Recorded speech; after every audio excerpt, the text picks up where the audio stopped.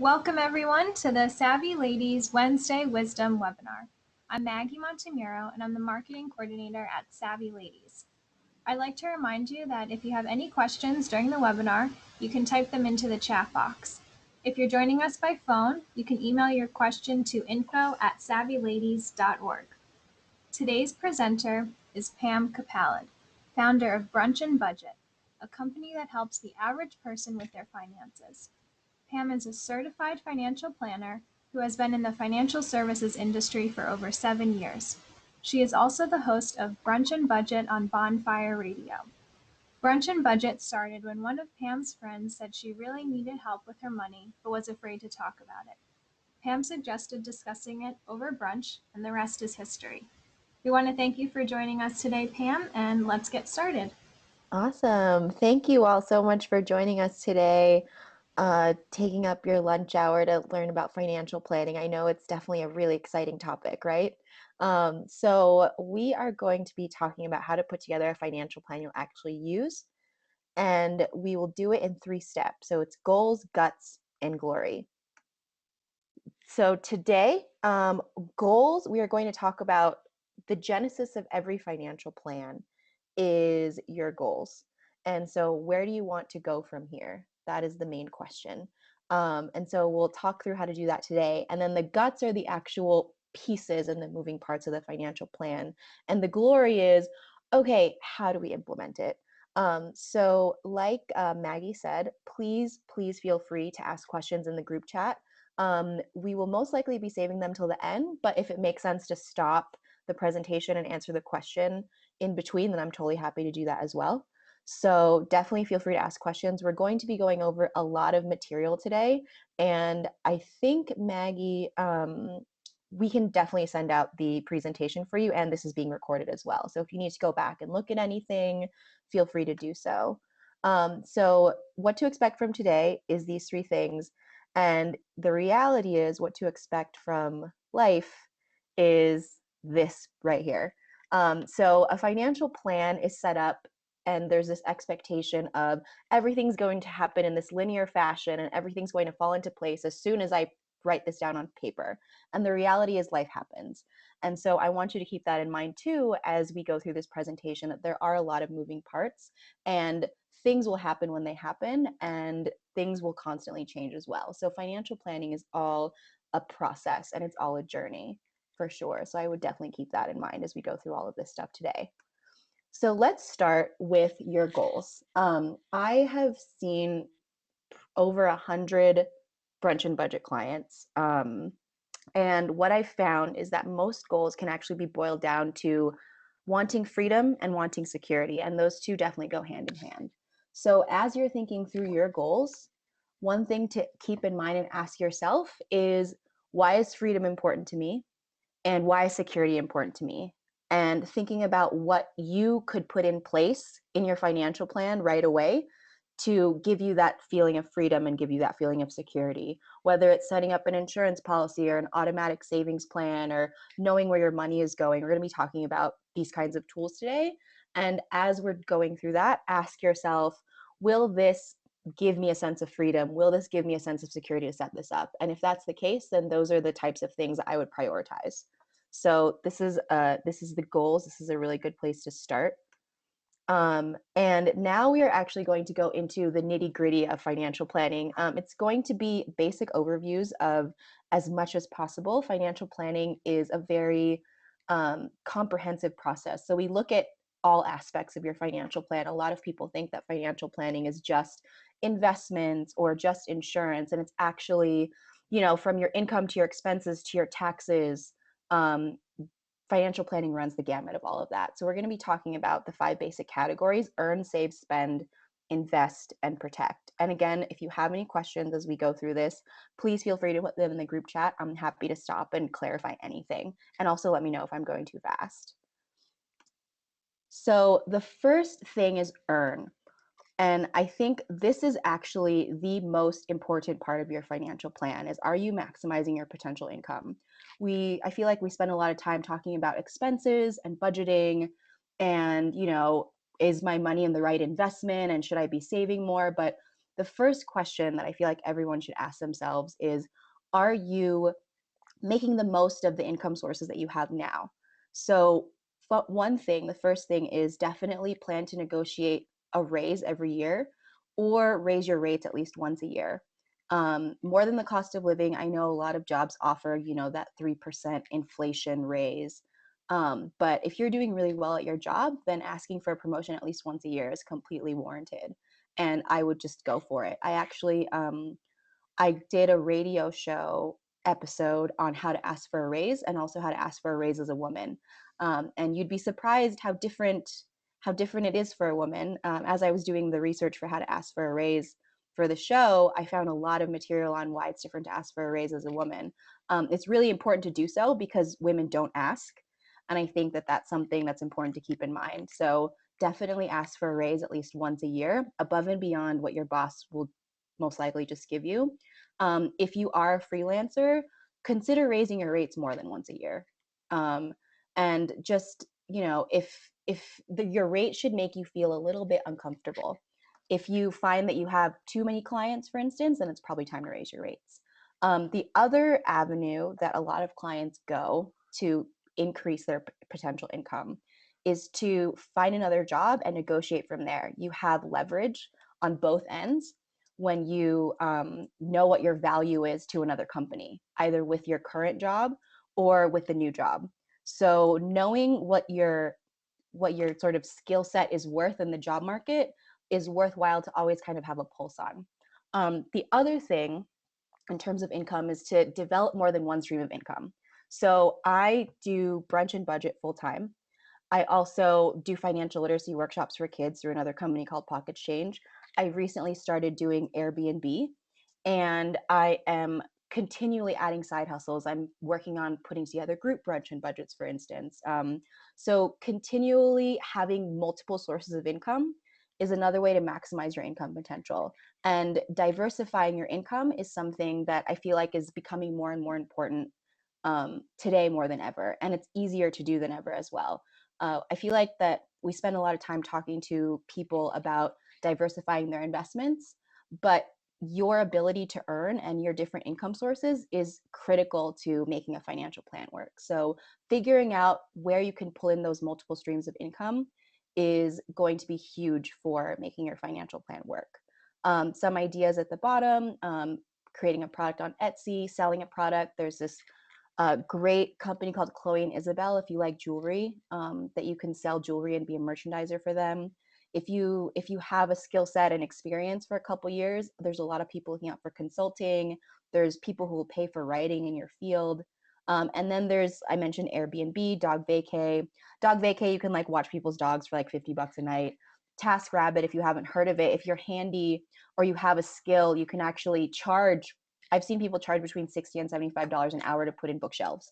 Viable, you can, if you like meeting people, it's basically a local tour guide company. So you can become a tour guide for your area for people who are looking for, the local flavor. And especially if you're a designer, freelancer.com, 99 Designs, and Skillshare are also really great ways to just start building side income. So earning and maximizing your potential income is the first step for the financial plan. The other thing when it comes to earning is optimizing your tax situation. So if you haven't already, I would just have a conversation with an accountant. If you've been filing TurboTax for years, for instance, or if you've been doing it yourself, it might be worthwhile just to have an accountant look over what your current tax situation is now. A lot of accountants will actually be happy to take a look at your stuff for free and see if they can find anything. And I actually have an accountant who I like to use if you want to reach out to me and I can connect you guys. And he's happy to take a look at anything for free and see if there's anything more that you could be doing. There's also a lot of commonly overlooked deductions, whether you're W-2 or a freelancer or entrepreneur. So one is healthcare expenses. I feel like a lot of plans now, a lot of healthcare plans are going towards the high deductible healthcare plan. So a high deductible is more than $1,250 a year that you have to meet the deductible on. And one thing that I would consider opening is a health savings account. And with a health savings account, you can actually put away money to pay for medical expenses and take a tax deduction for every dollar that you put in that health savings account. The other thing is any money that you put in there is not use it or lose it. So you can let it accumulate in there as well. And you can also invest the money if you feel like you're not really going to be able to use it for very long. I mean, if you feel like you're not going to be able to use the money for medical expenses right away. Um, so that's something to consider. Pre-tax retirement contributions, contributing to an IRA or 401k, especially if you've hit a new income bracket because you got that raise. Definitely consider contributing more to a retirement account that has tax advantages. Non-cash charitable donations is a hugely overlooked one. If you have stuff that you donate to Goodwill or to Salvation Army or to a local charity, make sure you get a receipt and you can actually write that off as if you donated cash. So that's a huge one that's often overlooked, and you can actually deduct up to $5,000 worth of stuff without having it be audited or itemized or anything. Student loan interest is another one. If you move for work, you can actually deduct all those moving expenses. And also if you're job hunting, you can deduct all the expenses for interviews, interview clothes, resume paper, things like that. And then for freelancers, there's a lot more that you can deduct and you have a lot more freedom. So things like your home office, utilities, travel, research, education, and professional development is something I've seen a lot of freelancers overlook. So a lot of freelancers, who are in the music industry or who act or who do some kind of creative thing, you can actually deduct any research that you do or any education and professional development costs that you incur. And if you are getting a W-2, then your withholding number on your paycheck is something to check out. If you are withholding 0, and you can actually look on your pay stub and it should tell you in the top left or top right how much you're withholding. You filled out a W-4 a long time ago, and that's sort of what determines what this number is. And so if you're withholding 0, that means that's the most money is being withheld for taxes. So it means you're getting the biggest refund. So if you're someone who's like, I really like this forced savings, I really love getting a big refund in April, then keep it at 0.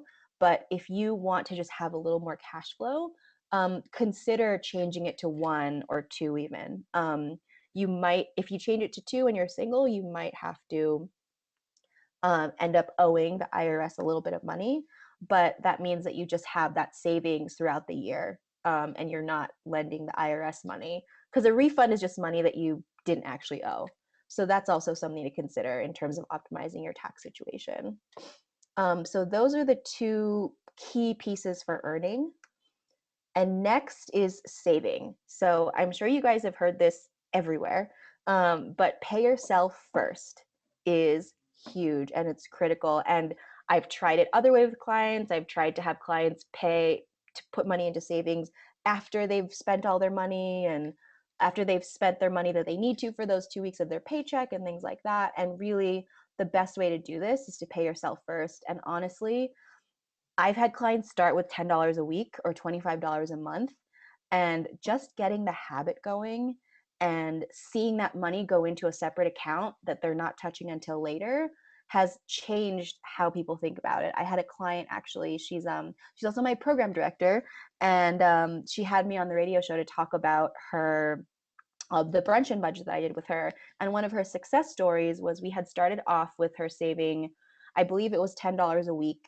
And by the time we talked again 6 months later, she had actually saved over $500 because it was something that she had decided to focus on. And so any extra money that she got that she didn't realize she was getting in the past was going to that savings account. And watching that accumulate is really heartening. So even if you don't feel like you have any wiggle room, start with something small and you'll start to build the habit. So there's 2 ways to start thinking about your savings. One is a long-term savings account, and the general rule of thumb is to have 3 to 6 months worth of living expenses into long-term savings. So this is your emergency fund, this is your big goals fund, buying a home, quitting your job, losing your job, needing to buy a new refrigerator, all of that stuff is coming out of long-term savings.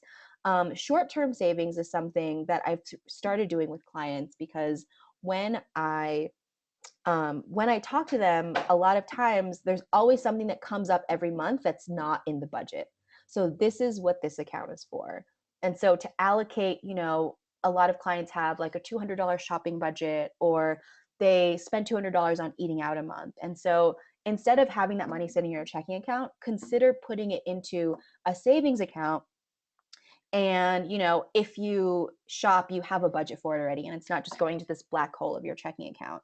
The other thing that's been fun with short-term savings with clients who have been doing it is that if they don't spend the money that month, it kind of just sits there, and then they find that they can take a weekend trip, or they can jump on this opportunity to travel somewhere, or there's this sale and they wanted to go shopping more than normal that month, and the money was just there. And so having the short-term savings and planning for the little things that come up every single month has been a relief for a lot of people. So I would think of your savings in these two terms. The critical thing, though, is to just start saving, no matter what the amount is. And then I guess the next question as we go into this is spend. So knowing how much you should save, again, start small, but part of knowing how much you should save is knowing where the money is going.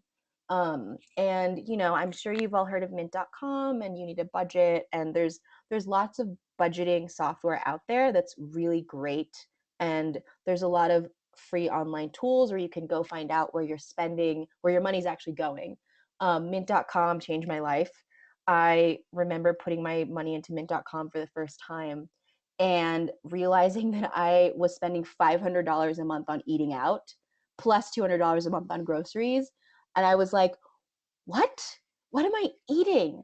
So that was really eye-opening for me, just to put that stuff into mint.com and see where the money was going, and realize like, oh wait, I'm spending like $10 a day on lunch for most of the week.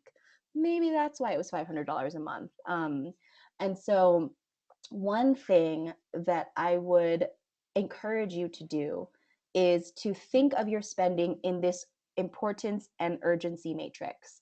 So this is usually used for productivity, but I found that it's actually really helpful to use for your spending as well. So I would encourage you, there's this orange box at the bottom, just to think through the last 10 or 20 things that you bought and put them where you feel they belong on the urgent important matrix. So for instance, the way that I think of food, for instance, is urgent and important is, I need to buy groceries. Not urgent and important is I'm meal planning. So that means that I have food available every day to go to lunch. Urgent and not important is, crap, I didn't have time to make lunch today, so I have to go buy it. And not urgent, not important is, oh, let me see what's on Seamless today, or oh, let me get my favorite sushi from Grubhub, and then doing that 5 days a week, which I have definitely fallen into the trap of. But I would definitely encourage you to think of your spending in this matrix and just try the exercise once and see where your spending falls, because it will tell you a story essentially by doing this. And one thing that I would take away from this, it will tell you, one of my favorite takeaways that I've learned, one of my biggest pieces of financial advice that I got, is where you spend your money is a representation of what you value. And so by doing the matrix, it's right in front of you. If there's a bunch of stuff in this bottom, not urgent, not important box, I would think through why that is and see if you can start shifting the spending around to these top two boxes. Things like rent and utilities are urgent and important, and things like retirement and vacation and saving for a house are things that are not urgent but important. And this green box is sort of the box where we kind of get caught up and we kind of forget to save for that because it's not right in our face, even though it's something that really matters to us. So as you go through your spending and as you take a look at it, I would definitely keep in mind this quote, and I think about this a lot, is, am I spending my money in a place that I really care about spending my money? So a lot of money management and a lot of where your money is going is really a matter of, this is what I value. Do you value convenience? Do you value happiness? Do you value freedom?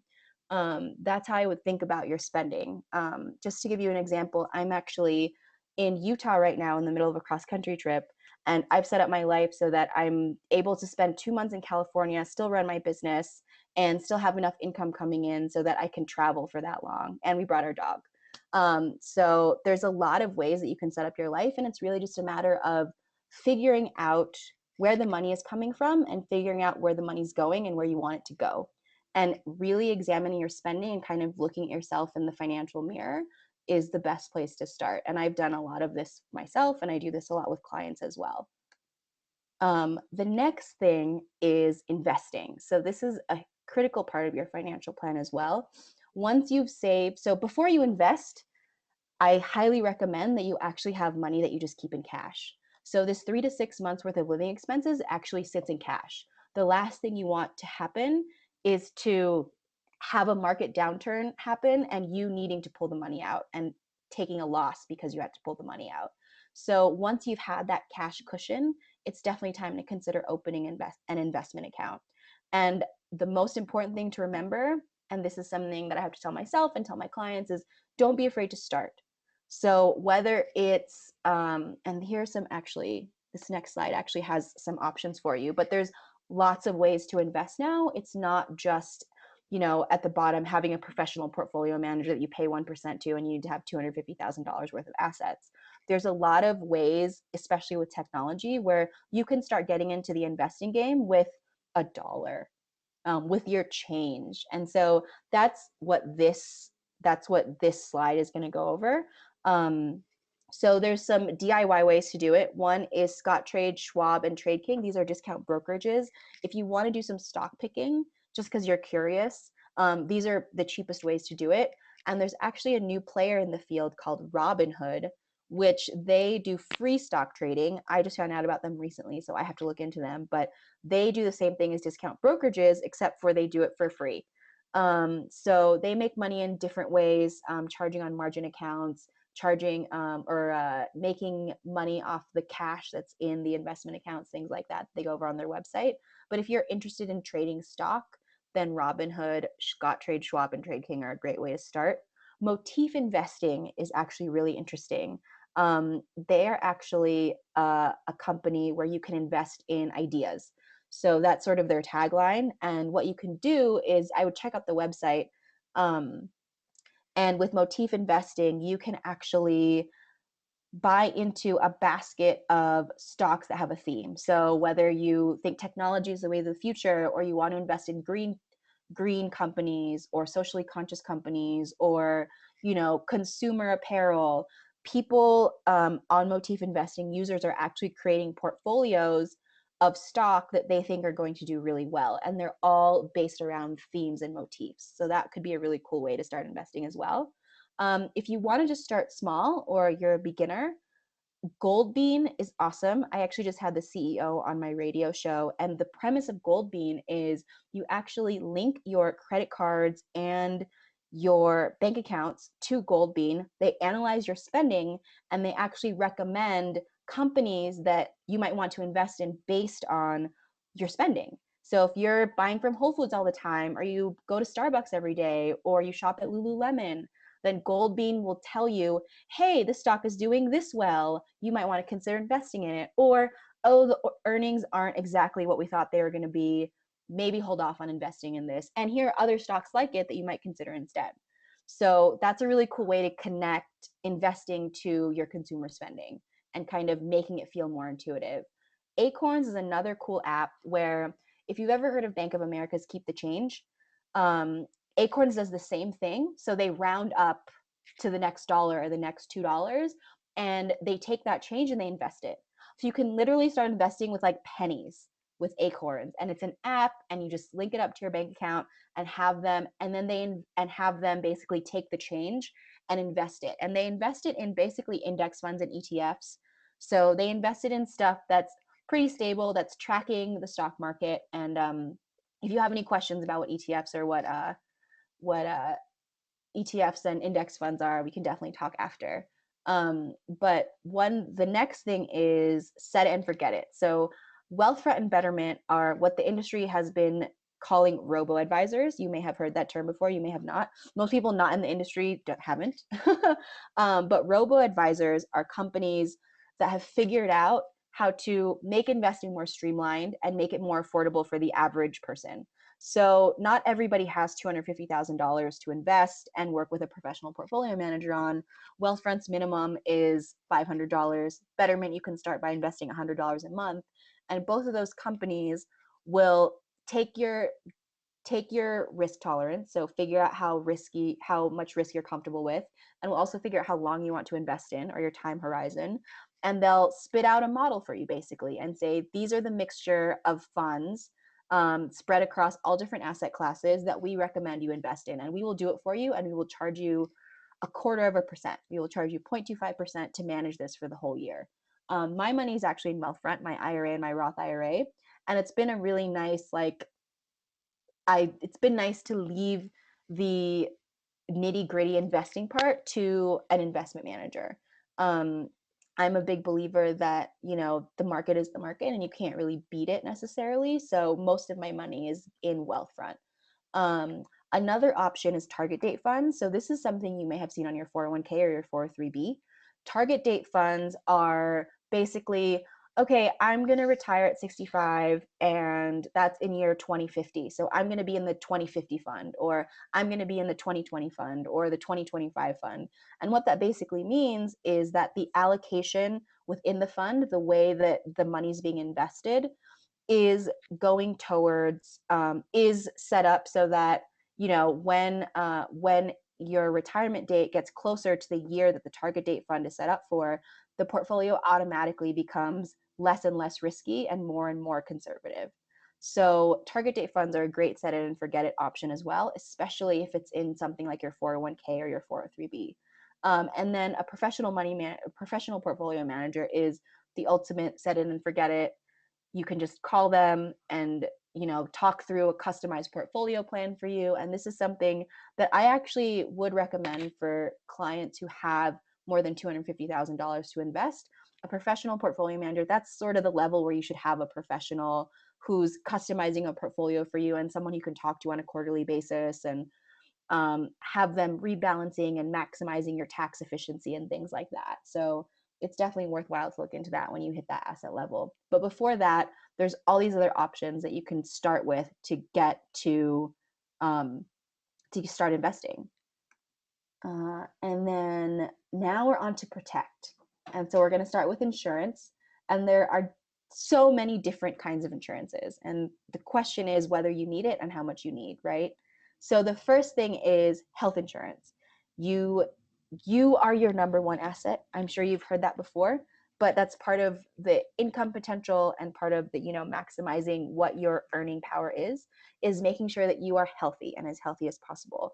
One great thing is, Obamacare, the Affordable Care Act, has made it so that you can purchase insurance. It is quite expensive if you have to pay full price, but if you make under $45,000 a year at this point, then you can get some of the premium subsidized. And it's definitely worthwhile to look into if you don't have anything from your employer. The other thing is life insurance. This comes up a lot. So with life insurance, you are protecting your loved ones if something were to happen to you. And you can protect different things. So if you have kids, you should definitely have life insurance. If you have a mortgage on a house, it might be something to consider. If you have things like student loan debt that you might want to make sure is covered if something were to happen, then you can get life insurance for that. If you want to help pay for funeral expenses, then you can get life insurance for that. So there's multiple reasons for getting life insurance, and it's really a question of, what your life situation is now and how you kind of want to take care of your affairs if something were to happen to you, and how big your assets are as well. So for instance, if you want to cover funeral expenses, do you have enough money in what is called your estate, essentially? So do you have enough money in the bank that your loved ones could cover funeral expenses? The answer is no. You might want to consider life insurance. For your kids, if you have kids, you definitely want to cover the period when they're kids. So you want to get, at least 20 years, for instance, and cover them from age 0 to 18 to when they go to college. So there's lots of different questions that sort of need to be answered when it comes to whether or not you need life insurance and how much you need. The next thing you can protect is your income, and that's through disability insurance. So disability insurance is something that I highly recommend everyone look into. Sometimes employers offer it, which is great, and they offer group discount rates, but disability insurance essentially covers your income often for up to 60% of what you're making. So if you were to be out of work for 3 months or 6 months or longer, then disability insurance would actually be spitting out income for you as if you were working. If you have group insurance at work, I would highly recommend taking it, even if you have to pay for it. It's probably only going to be like $5 to $10 a month. If you're a freelancer, Freelancers Union actually has a group disability policy. And so you can go to Freelancers Union, go to their benefits section, type in your zip code, and see what they offer. They have disability insurance, life insurance, and health insurance, actually. So because they are such a big organization, they can offer really discounted rates for pretty good policies. And it's something that you can sign up for free. You can become a Freelancers Union member for free and just look at what their options are. And disability insurance is definitely something, again, it goes back to your earning potential, and it goes back to staying healthy and what happens if something were to happen to you. And you couldn't work anymore, but you still need to pay the bills. Disability insurance will help cover that. The other thing you can protect is your stuff. So this is probably something that most of you are familiar with: renter's insurance, homeowner's insurance, auto insurance. If you don't have renter's insurance, it's super cheap. It's between, I've seen it as little as $8 a month to cover $15,000 worth of stuff. It's definitely worth it, especially if you live in an apartment. And especially if you live in New York City. It covers burglary, fire, theft, water damage. You can even get identity theft coverage. And if someone were to steal your identity and the bank couldn't make you whole, for instance, your renter's insurance would make you whole. So there's lots of really cool ways to protect yourself from an insurance standpoint when it comes to your stuff. The final thing, the way you can protect yourself, is your future self, and that's long-term care insurance. So this is something that you should probably start thinking about when you're between 45 and 50. Long-term care insurance will basically cover you if you couldn't take care of yourself in your old age. So if you would need help getting out of bed or getting dressed or going to the bathroom, if you need a 24-hour attendant, long-term care insurance would actually help pay for that. And that's something that you can start thinking about, when you're 45 or 50. That's usually when clients start thinking about it. So there's a lot of stuff going on with insurance, and it's really a matter of, okay, do I want to self-insure this, or do I want to put that risk on the insurance company? That's the real question that you need to ask yourself. So am I going to self-insure this part of my life, or would I prefer to have an insurance company take care of it if something were to happen? And so it's not like you have to run down the list and get everything. It's just a matter of, what you're comfortable with, and how much you want to offload the risk into another institution. So that's how I would think of insurance. And then the final way to protect yourself is with an estate plan. So there's 3 big documents that you should think about no matter what. One is your will. It's most important if you have kids. You have to name a guardian, and the only way to do it directly is through a will. So even if, and the thing is, if you don't have it named, then the state actually decides who is the guardian for your child, and that usually defaults to family. So if that's something where you're like, I don't want to be put in that situation, or I don't want my kid to be in that situation, or I want a specific family member to be the guardian, then set up a will. The other thing is non-retirement assets. So if you have property or taxable investments, so non-retirement accounts essentially, then you would name in the will who those go to. A will is really important for those 2 things specifically, especially if you have a lot of assets or if you have kids. The healthcare proxy is something that everyone should have set up, actually. So it's really easy. Every state has a different form. It allows someone to make healthcare decisions on your behalf, and the default is your spouse, and then if you're not married, your parents, and then your siblings, and then close relatives, and it just kind of goes down the line. Now, the thing is that without a healthcare proxy, it can be contested. So I don't know if you guys remember Terry Schiavo, but basically she was put into a coma, and her husband wanted to pull the plug, and her family didn't. And she didn't have a healthcare proxy set up. So her family actually said, no, no, no, no, no. We know what's best for her, not you. And so it became this big court situation. And this poor woman was just like put on TV in her comatose state, while the family was fighting over whether to, pull the plug or not. And so a healthcare proxy can prevent that. So it's literally Google healthcare proxy plus your state for the free form. If you hire somebody to set up a will, then they will automatically set up a healthcare proxy for you and a power of attorney as well. So a power of attorney is a form that gives someone the ability to handle financial matters on your behalf. So basically, the healthcare proxy is healthcare matters if you can't speak for yourself, and the power of attorney is financial matters. So there's two kinds of power of attorneys. There's a durable power of attorney, which means that once you sign that power of attorney form, then that person can actually handle your financial matters whenever.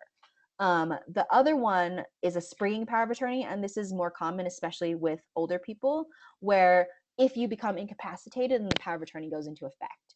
And so that's what a springing power of attorney is. So these are the three ways to protect yourself from a estate planning perspective. And everyone, no matter what asset level you have, should consider getting these three documents set up. And now we're on to the glory. So that was a lot of information.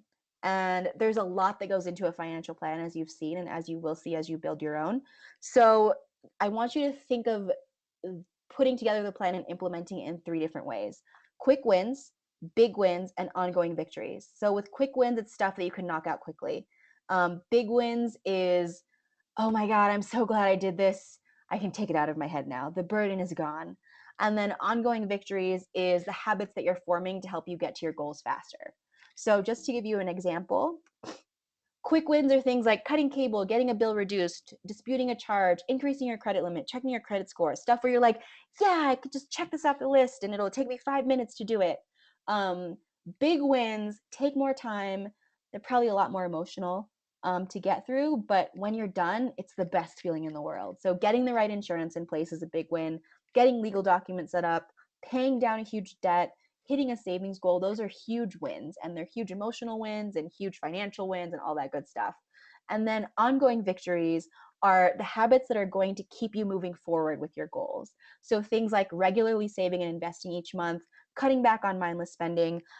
Mindful spending is huge. As much as maximizing your income potential is huge, on the other side of it, being mindful of where your money is going. And that doesn't mean not spending. It means I know exactly why I'm spending money on this right now. That is critical. And it is going to make putting together your financial plan much easier. Regularly paying off your credit card is another great ongoing victory. And also consistently increasing your income each year. That is something that we often overlook because it feels like we don't have control over it. And we actually do. I feel like that once you realize what your value is income wise, and it becomes easier and easier every year. The first time is going to be the hardest, and then every year going forward, it's going to be a piece of cake. So I believe that is all I have. If you guys have any questions for me, please feel free to ask. If you think of something after the webinar, my email is right there, pam@brunchandbudget.com. But I think we can either take questions through group chat or I think through the microphone, right? Yes. Thank you, Pam. That was a lot of great information. And we had some questions that came in. So I'll read you this first one. It's you talked about starting investing with just $1, but what fees or minimums in general should I be aware of when I start investing? Ooh, good question. So let me just go back to that slide actually. Let's see, here we go.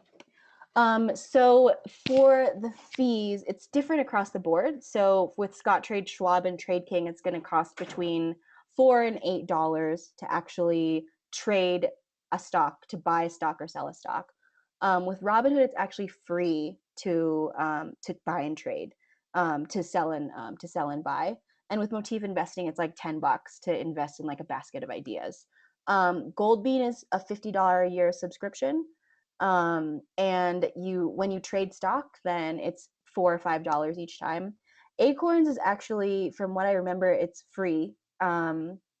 And you just go in, start the app, link your bank accounts, and you can start investing your change. Things like Wealthfront and Betterment, the minimums are $500 for Wealthfront and $100 a month for Betterment. I really think that it's just like saving. It's a matter of starting to feel comfortable with it, and by doing that, starting small. So if it's something that you're nervous about, I would try one of the smaller minimums. The fees are really minimal for both Wealthfront and Betterment as well. They're 0.25%.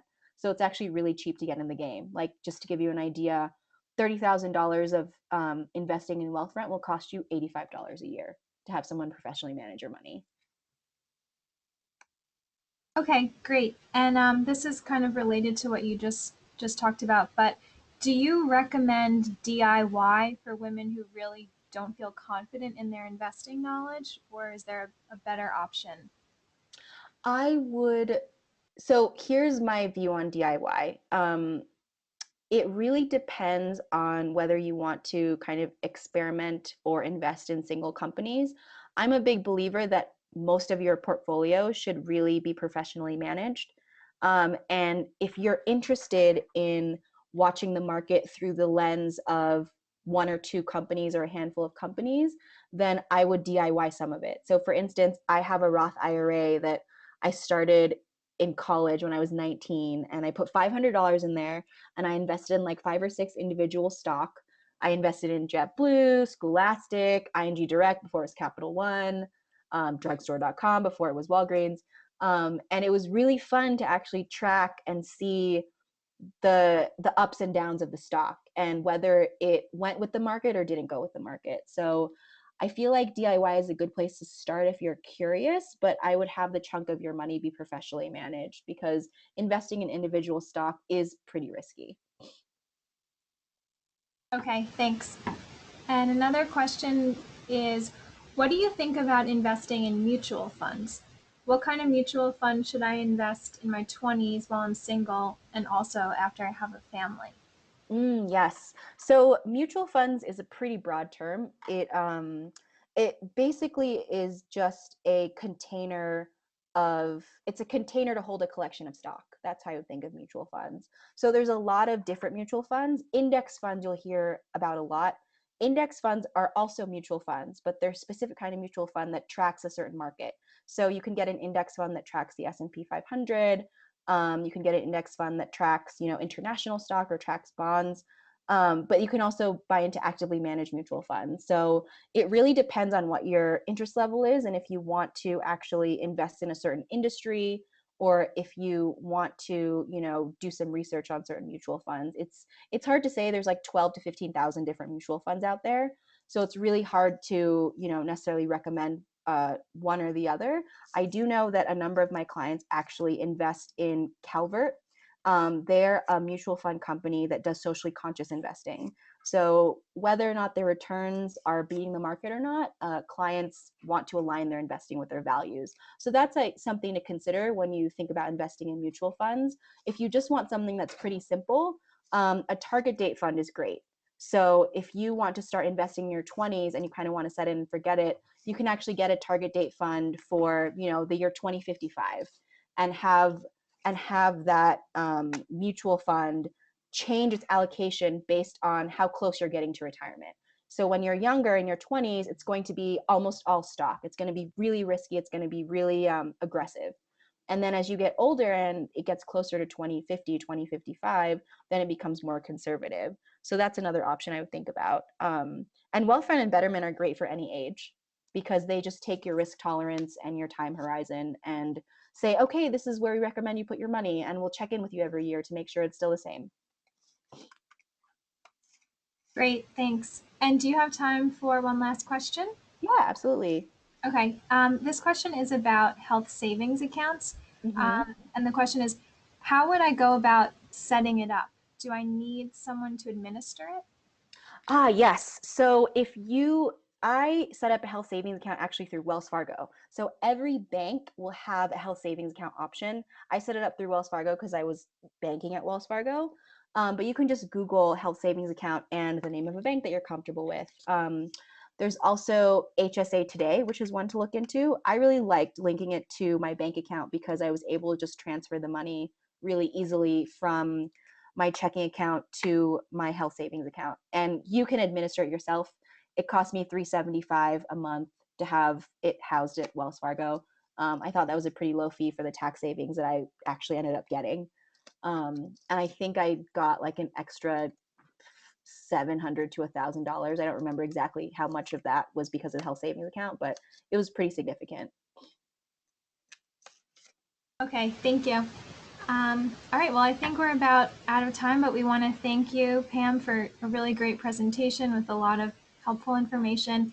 And thank you to everyone who joined us today and asked some great questions. And Yeah. thank you again, Pam. Thank you. Thank you all so much. And thank you, Maggie, for setting this up. I really appreciate it. Thank you. Bye. Take care, everybody.